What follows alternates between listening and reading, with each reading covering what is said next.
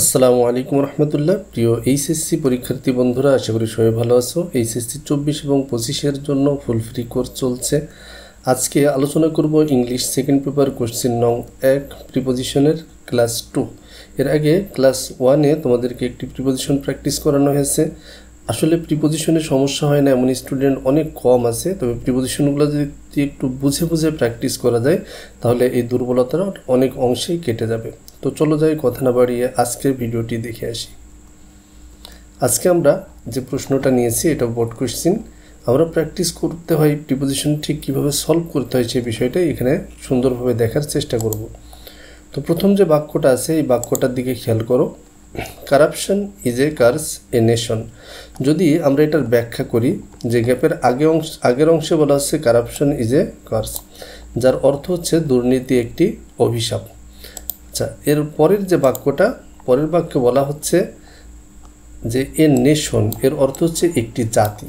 এখন এই দুটি যদি মেলানো হয় তাহলে এর অর্থ আসছে দুর্নীতি একটি জাতি একটি অভিশাপ। তাহলে এটা কি কোনো অর্থপূর্ণ বাক্য হয় না।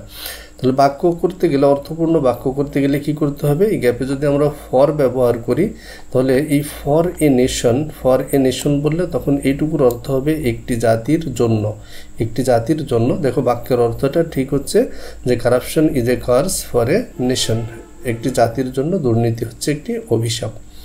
দ্বিতীয় বাক্যটা যদি আমরা দেখি, it is a great hindrance development. আমরা সেম পদ্ধতিতেই করতে পারবো, তবে কিছু বিষয় অবশ্যই মাথায় রাখতে হবে যে অ্যাপ্রোপ্রিয়েট প্রিপোজিশন যেগুলো থাকে এগুলো মূলত ওই আগের শব্দের সাথেই ওই প্রিপোজিশনটা অ্যাটাচ থাকে, যার কারণে ওই শব্দের সাথে ওই শব্দটা তুমি যখনই ব্যবহার করতে যাবা তখন তোমাকে অবশ্যই প্রিপোজিশনটা নিয়ে আসতে হয়। তো আমরা যদি দেখি এখানে হিন্ডারেন্স যে শব্দটা আছে গ্যাপের আগে, এর অর্থ হচ্ছে প্রতিবন্ধকতা। এর অ্যাপ্রোপ্রিয়েট প্রিপোজিশন হিসেবে সবসময় কি ব্যবহার হয়? টু ব্যবহার হয়। তাহলে যদি আমরা এটার অনুবাদ করি যে এটা একটা এ গ্রেট হিন্ডারেন্স, একটা বড় প্রতিবন্ধকতা, ডেভেলপমেন্ট উন্নতির পথে। তাহলে উন্নয়নের একটা বড় বাধা হচ্ছে কোনটা? এই কারাপশনটা। এর পরের বাক্যটা আমরা দেখব, সি নাম্বারটা। এখানে বলা হচ্ছে corrupt people a nation will surely sink abolition. দুইটা গ্যাপ আছে এই একটা বাক্যে।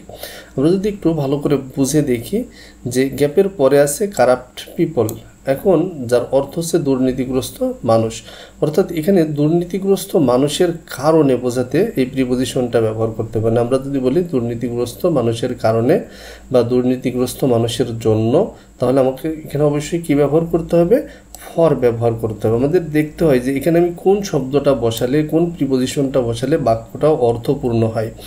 তাহলে দুর্নীতিগ্রস্ত মানুষের জন্য, এ নেশন একটি জাতি উইল শিওরলি সিঙ্ক। আচ্ছা, পরের বাক্যটা যদি তোমরা একটু দেখো যে একটি জাতি অবশেষে কি নিশ্চিতভাবে একদম বিস্তৃতির অতল তলে হারিয়ে যাবে, সিঙ্ক ডুবে যাবে, অবলিভিশন।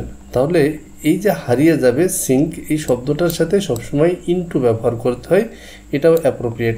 তখন এই সিঙ্ক ইনটু অবলিভিশন যখন একসাথে বলা হচ্ছে তখন একটা ফ্রেজ, আর এই ফ্রেজটির অর্থ হচ্ছে কি যে কোনো কিছুর অতল গহীনে তলিয়ে যাওয়া।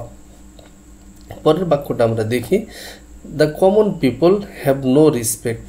যেহেতু এই বাক্যটায় কোনো গ্যাপ নেই আমরা এটা বাদ দিলাম। তো দেখো, দ্য কমন পিপল সাধারণ মানুষের, হ্যাভ নো রেসপেক্ট কোনো সম্মান নেই, দেম তাদের, এভাবে বললে তো অর্থ আসছে না। তাহলে আমরা যদি দেখি যে এখানে সম্মান নেই, প্রকৃতপক্ষে এখানে কি বোঝানো হচ্ছে যে ফ্রেজটি গঠিত হয়েছে রেসপেক্ট ফর সামবডি, কারোর জন্য কি সম্মান থাকা। তাহলে আমরা যদি এখানে ব্যবহার করি যে ফর দেম তাদের জন্য, তাহলে রেসপেক্ট ফর দেম তাদের জন্য সম্মান নেই এমন আসছে। যেমন আমরা আরেকটা উদাহরণ দেখতে পারি, স্টুডেন্টস শুড হ্যাভ রেসপেক্ট, ছাত্রছাত্রীদের সম্মান থাকা উচিত, দেয়ার টিচার্স তাদের শিক্ষকদের। তাহলে আমরা কি বলতে পারি? For their teachers. তাহলে রেসপেক্টের সাথে আমরা এভাবে কি ফর ব্যবহার করি। আর তুমি যদি পিছনের থেকে অর্থ করো, প্রথম বাক্যটা যেভাবে করা হলো, তাহলেও দেখবা তুমি প্রিপোজিশনটা খুব ইজিলি বসাতে পারছো যে দ্য কমন পিপল সাধারণ মানুষ, হ্যাভ নো রেসপেক্ট কোনো সম্মান নেই, সাধারণ মানুষের কোনো সম্মান নেই, দেম তাদের। তাহলে বাক্য অর্থ হচ্ছে না, আমরা কি বলতে হবে? তাদের জন্য। এরপরের বাক্যটা যদি দেখা হয়, দে আর ডিভয়েড অনেস্টি।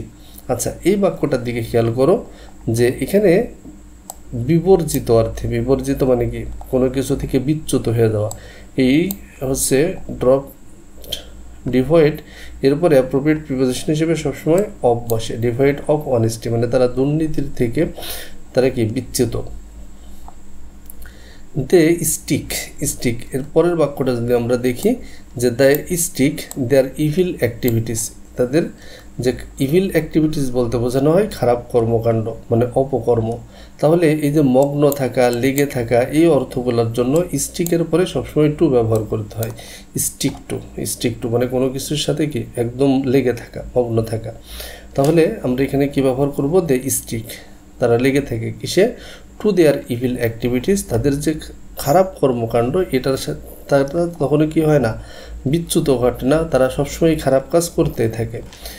আচ্ছা, এর পরের বাক্যটা যদি দেখা হয়, দে ডু নট অ্যাভয়েড, তারপরে আছে সোশিয়াল রুলস। তোমরা জানো অ্যাভয়েডও একটা অ্যাপ্রোপ্রিয়েট প্রিপোজিশন, আমরা এখানে ব্যবহার করতে পারি যে এই মেনে চলা। অ্যাভয়েড প্রিপোজিশনের সাথে সবসময় কী বসে, বাই বসে, অ্যাভয়েড বাই। এই জন্যই অ্যাপ্রোপ্রিয়েট প্রিপোজিশনগুলো পড়া খুব গুরুত্বপূর্ণ। অ্যাপ্রোপ্রিয়েট প্রিপোজিশন সম্পর্কে ধারণা থাকলে প্রিপোজিশনের সমস্যা অনেকটাই দূর হয়ে যায়।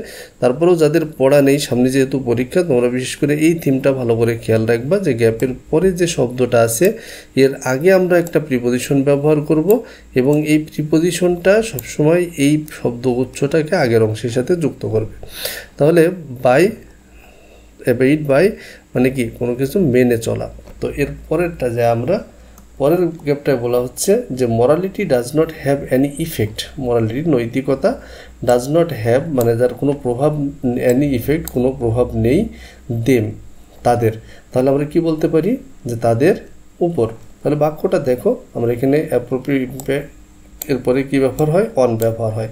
আমরা যদি দেখি যে তাদের উপর কোনো প্রভাব নেই, এভাবেও যদি আমরা ভাবি তাহলে আমরা সহজেই প্রিপোজিশনটা আনতে পারছি। এরপরেরটা দেখো, লাস্টের যে বাক্যটা আছে, they bring nothing but for the nation, it is high time, এটাই উপযুক্ত সময়, উই স্টুড আমরা দাঁড়াবো, আমাদের দাঁড়ানোর। আচ্ছা, দেম তাদের, তাহলে তাদের কি পাশে না বিরুদ্ধে? যদি আমরা বিরুদ্ধে বলতে চাই তাহলে আমাদের কি বলতে হবে, এগেইনস্ট দেম, আমাদের তাদের বিরুদ্ধে দাঁড়ানোর, তাদেরকে বিরুদ্ধে অন্যায়ের বিপক্ষে রুখে দাঁড়ানোর এটাই উপযুক্ত সময়।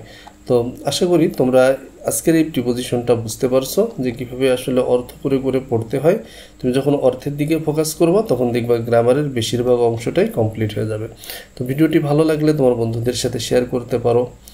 আর তোমাদের জন্য যে ফ্রি কোর্সটা, এই কোর্সটা সম্পূর্ণ বা কন্টিনিউ রাখতে হলে অবশ্যই তোমাদেরকে ভিডিওগুলো শেয়ার করতে হবে। যে বিষয়টা কোর্সের শুরুতে আমি বলেছিলাম যে তোমাদের প্রতিটা আইটেমের উপরে প্র্যাকটিস দেওয়া হবে, কিন্তু তার জন্য অবশ্যই তোমাদেরকে ভিডিওটা শেয়ার করতে হবে। তো দেখা হবে পরবর্তী ভিডিওতে। বেশি বেশি চর্চা করতে থাকো, বুঝে বুঝে প্র্যাকটিস করতে থাকো। আর কোনো ধরনের প্রশ্ন আসলে অবশ্যই তোমরা সেটা এখানে কমেন্টে বলতে পারো। অবশ্যই তোমাদের সে কমেন্টের যে সমস্যাগুলো সমাধান করার চেষ্টা করবো ইনশাল্লাহ। দেখা হবে পরবর্তী ভিডিওতে। আল্লাহ হাফিজ।